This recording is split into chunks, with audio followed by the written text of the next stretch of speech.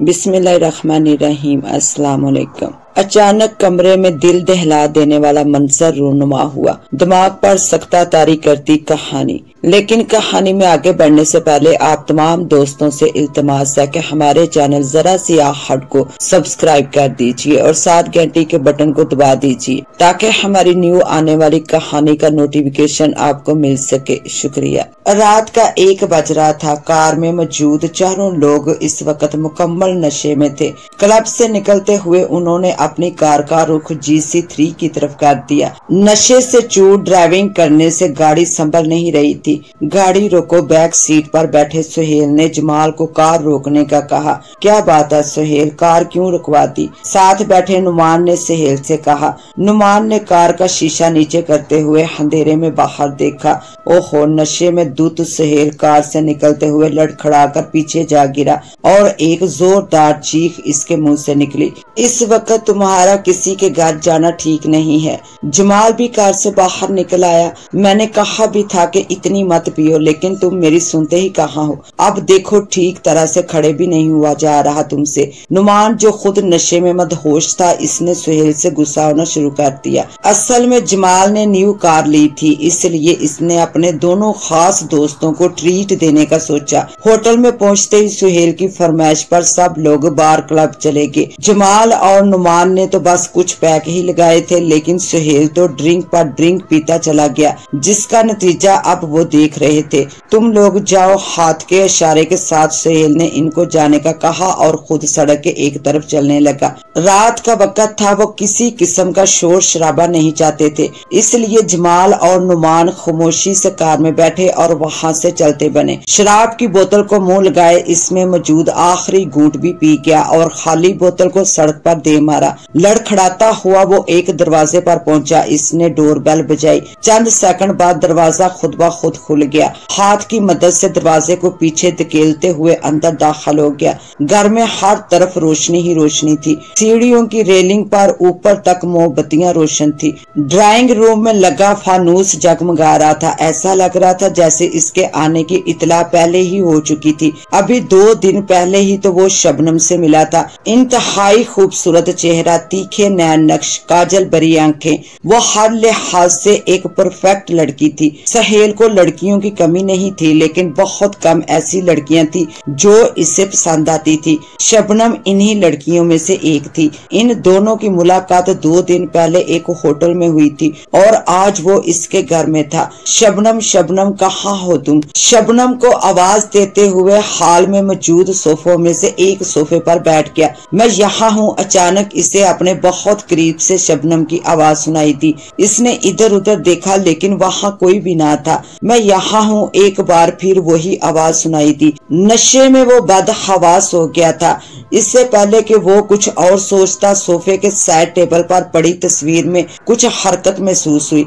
इसने photo frame उठाया और आंखें झपकते हुए इसे देखने लगा। क्या देख रहे हो सुहेल? ये मैं हूँ। अचानक तस्वीर के होंठ हिले और तस्वीर सुहेल के हाथों से छूटकर नीचे फर्श पर जा गिरी।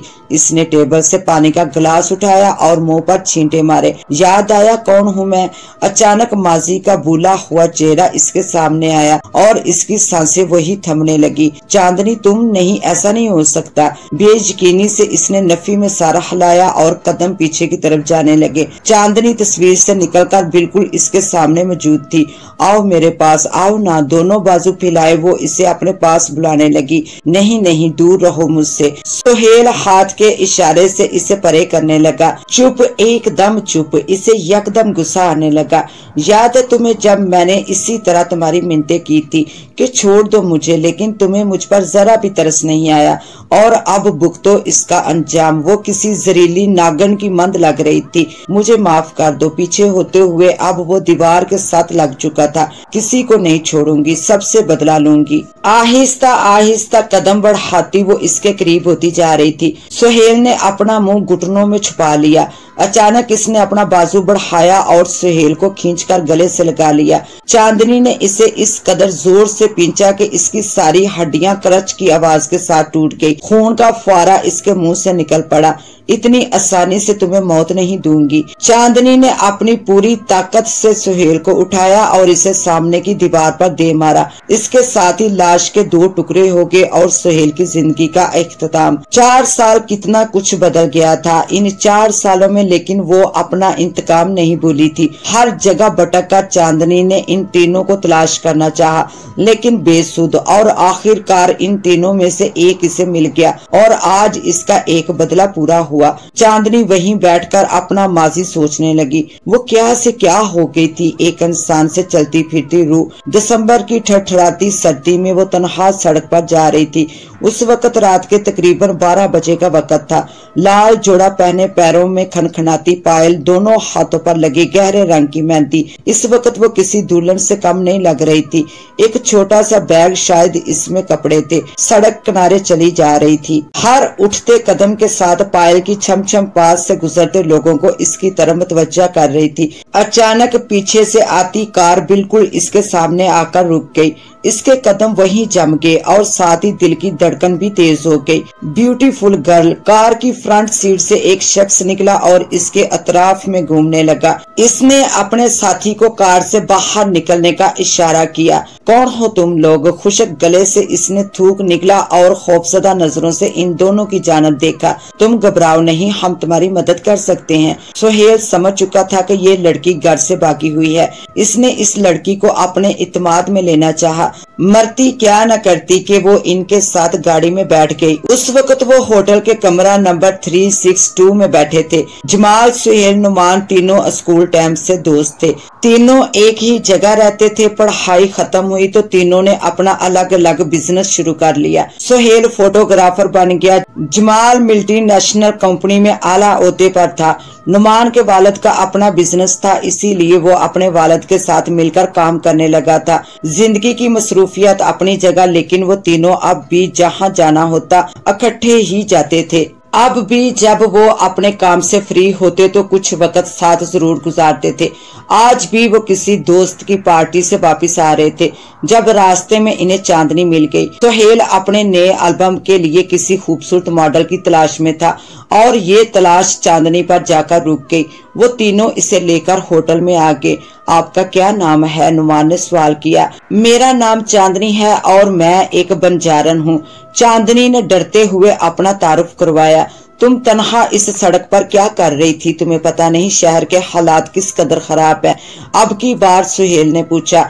मेरे बाबा और अम्मी दोनों मुझे किसी को बेचने वाले थे, इसलिए मैं वहाँ से भाग गई। इसने तफसील बताई। तुम फिक्र न करो, यहाँ तुम्हें किसी किस्म की कोई तकलीफ नहीं होगी। सुहेल ने इसे यकीन दिलाया। अब तुम रेस्ट करो, मैं सुबह आकर तुमसे मिलूंगा। इसने चांदनी के कंधे पर हाथ रखा और अलविदा कलामात कहते हुए वो तीनों वहाँ से चले गए। ये अगले दिन की बात है जब सुहेल होटल में चांदनी से मिलने आया। आप ये कपड़े पहनकर जल्दी से रेडी हो जाइए, फिर फोटो शूट करते हैं। कपड़ों के एक ढेर की तरफ इशारा करते हुए सुहेल ने इसे तैयार होने को कहा। कपड़ों के नाम पर चंद छोटे छोटे पीस थे। चांदनी ऐसे कपड़ों की आदी नहीं थी, इसलिए इसे ये सब पहनना बहुत अजीब लग रहा था।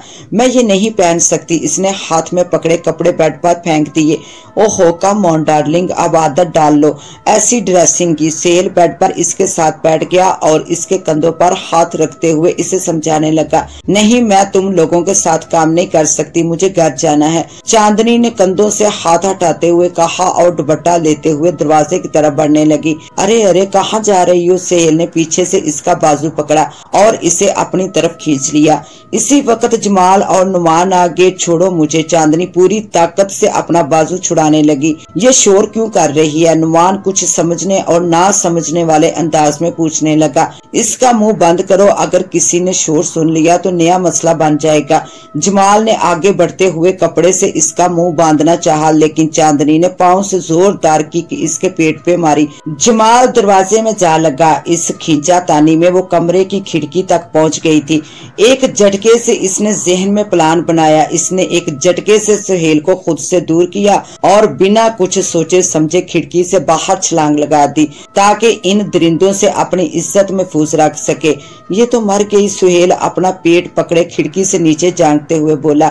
लाश के पास लोगों का हजूम इकट्ठा हो गया था। कौन है ये लड़की और ये कैसे गिरी? हजूम में से एक शख्स ने दुपट्टे से इसका चेहरा ढांपा और लड़की के बारे में पूछने लगा। उसी वक्त होटल मैनेजर भी वहां पहुंच गया। ओ माय गॉड, कैसे हुआ ये सब? फर्श पर दूर तक फैला खून देखकर मैनेजर डर गया। ये लड़की इस खिड़की से नीचे गिरी है, एक वेटर ने ऊपर की तरफ इशारा करते हुए कहा। रजा, तुम जल्दी से चेक करो ये रूम किसका है, इसकी पूरी डिटेल मुझे चाहिए अभी। होटल मैनेजर हारिस खान ने स्टाफ बॉय को कहा और खुद एम्बुलेंस को कॉल करने लग गया। आप लोग यहाँ से जाइए प्लीज। हारिस ने लोगों को जाने का कहा। सर, जिस खिड़की से ये लड़की गिरी है वो रूम नंबर 362 है और किसी मिस्टर सुहेल के नाम से बुक है। रजा हाथ में पकड़ी फाइल से इस कमरे की डिटेल बताने लगा। मिस्टर सुहेल के साथ एक लड़की जो कि शायद यही थी। लाश की तरफ इशारा किया और इनके दो दोस्त भी थे, लेकिन रजा ने बात अधूरी छोड़ दी। लेकिन क्या? जल्दी से इन तीनों को यहाँ लेकर आओ। हारिस ने गुस्से से कहा। सर, वो कमरे से भाग चुके हैं, रजा ने डरते हुए इत्तला दी। लोगों का हजूम भी कम हो चुका था। हारिस खान ने लाश को सफेद कपड़े से ढक दिया। हारिस खान ने स्टाफ बॉय रजा से कहा और होटल के अंदरूनी हिस्से की जानिब बढ़ गया। लाश के पास अब कोई भी ना था। शिट, हमारे होते हुए वो तीनों यहाँ से फरार होने में कामयाब कैसे हो गए? हारिस सीसीटीवी फुटेज में इन्हें जाता हुआ देखकर अफसोस से कहने लगा। बॉस, बाहर एम्बुलेंस डेड बॉडी लेने आई है, वो आपको बुला रहे हैं और इनके साथ पुलिस भी है। एक मुलाजिम ने इत्तला दी। हारिस बाहर की जानिब बढ़ गया। आपके होटल में ये वाकया पेश आया है, इसलिए कुछ कानूनी कार्रवाई के लिए आपको हमारे साथ पुलिस स्टेशन चलना पड़ेगा। इंस्पेक्टर जवेद ने अपने मखसूस लहजे में कहा। जी ठीक है, चलिए। हारिस बगैर किसी चूं चां के इनके साथ जाने के लिए तैयार हो गया। डेड बॉडी को पोस्टमार्टम के लिए ले जाओ, इंस्पेक्टर ने एम्बुलेंस के अमले को कहा। डेड बॉडी कहाँ है? एम्बुलेंस के अमले के एक शख्स ने जैसे सफेद कपड़ा उठाया तो अंदर कुछ भी नहीं था। कहाँ है? क्या मतलब इस कपड़े के नीचे? हारिस आगे कुछ बोल ही न सका क्योंकि सफेद चादर एम्बुलेंस टीम के हाथ में थी और लाश वाली जगह बिल्कुल खाली थी। खून के छींटे भी साफ हो चुके थे। चंद सानिये के लिए कोई कुछ ना बोल सका। हारिस सबको अंदर ले आया। यहाँ उन्होंने जो कुछ देखा इससे सबके चेहरे जर्द पड़ गए। जब सारे लोग लाश को छोड़कर अंदर आए तो पीछे से अचानक तेज आंधी से सफेद कपड़ा जिससे चांदनी की लाश को ढका हुआ था दूर जा गिरा। फिर अचानक से खून के धब्बे खुद ब खुद साफ होने लगे। ऐसा लग रहा था जैसे कोई इन्हें किसी चीज से साफ कर रहा है, लेकिन कोई नजर नहीं आ रहा था। फिर तेज आंधी से सफेद कपड़ा बिल्कुल उसी जगह आ गया। सब लोग पलक झपके बगैर फुटेज में ये सब मंजर देख रहे थे। पुलिस कुछ समझने वाले अंदाज में खामोश हो गई और केस को वहीं क्लोज कर दिया क्योंकि बगैर डेड बॉडी वो मजीद कुछ नहीं कर सकते थे। फिर इन तीनों को तलाश किया गया, लेकिन अब वो खुद आ गई थी अपने कातिलों से बदला लेने। साहब उठ जाइए, 10 बज गए हैं। नींद के खुमार में हल्की सी आवाज इसके कानों में पड़ी। दरवाजे पर होती मुसलसल दस्तक से इसकी आंख खुल गई। आंखें मलते हुए इसने ऊपर से कंबल उतारा और दरवाजे की तरफ बढ़ गई। साहब जी, आज ऑफिस नहीं जाना क्या? 12 बज चुके हैं। आपका दोस्त भी अभी तक नहीं उठा। फारूक बाबा इनका खानदानी कुक था। शाह जमाल इनके वालिदैन की वफात के बाद इसने ही जमाल को पाला था। इसके सारे काम फारूक बाबा खुद ही करते थे। जमाल कितनी बार समझा चुका था कि वो इसे साहब साहब कहकर ना बुलाया करे, लेकिन फारूक बाबा फिर भी इसे साहब कहकर ही बुलाता था। फारूक बाबा शाह जमाल की हर रूटीन से वाकिफ थे। आज इसे देर तक सोता देखकर वो परेशान हो गए थे। ओ शिट, इसने माथे पर हाथ मारते हुए कहा। आप नाश्ता तैयार करें, आज ऑफिस नहीं जाऊंगा। फारूक बाबा को नाश्ता बनाने का कहकर जमाल वापस बेड पर आकर बैठ गया। जमाल बेड पर बैठे रात को होने वाले वाक़े को याद करने लगा। सुहेल को वहां छोड़ने के बाद नुमान को वो अपने साथ अपने घर ले आया था। जमाल ने नुमान को उठाया और खुद फ्रेश होने के लिए चला गया। आधे घंटे बाद वो दोनों नाश्ते की टेबल पर मौजूद थे। ये सुहेल कहाँ रह गया? कितनी बार कॉल्स कर चुका हूँ। नुमान ने कान से मोबाइल हटाते हुए जमाल से कहा, अरे यार समझा करो, सो रहा होगा। का जमाल ने जवाब दिया। 2 घंटे गुजरने को थे लेकिन अभी तक सुहेल का कुछ अता पता नहीं था और ना ही वो फोन उठा रहा था। इसलिए इन दोनों ने शबनम के घर जाने का सोचा कि शायद सुहेल अभी तक वहाँ हो। जमाल ने कार का रुख शबनम के घर की तरफ कर दिया। कार शबनम के घर के बाहर रुक गई। जमाल और नुमान कार से निकलकर अंदर जाने लगे। दरवाजा पहले से ही खुला हुआ था। सुहेल, नुमान ने आवाज दी। सुहेल कहाँ हो? अब की बार जमाल ने आवाज लगाई। खुशामदीद जनाना आवाज ने इनका इस्तकबाल किया। शबनम कहाँ हो आप? और सुहेल कहाँ है? जमाल ने आस पास देखते हुए ऊंची आवाज में कहा, मैं आपके पीछे खड़ी हूँ, मुड़कर तो देखिए। अचानक जमाल को अपने कंधे पर बोझ महसूस हुआ। बाद में दोनों ने एक साथ पीछे मुड़कर देखा। तुम कौन हो? जमाल की जुबान लड़खड़ाने लगी। मैं तुम्हारी मौत हूँ। आहिस्ता आहिस्ता कदम बढ़ाती वो इनकी तरफ आने लगी। यका यका हर तरफ सफेद लिबास पहने रूहें उड़ने लगी। ये सब क्या हो रहा है सुहेल? जमाल ने एक बार फिर सुहेल को आवाज दी। अच्छा हुआ तुम दोनों खुद ही मेरे पास चले आए। पूरे घर से इसी तरह की आवाज गूंज रही थी। जमाल भागो यहाँ से। नुमान इसका हाथ पकड़े बाहर की तरफ भागने लगा। अचानक खटक की आवाज से दरवाजा बंद हो गया और नुमान दरवाजे को खोलने की कोशिश करने लगा।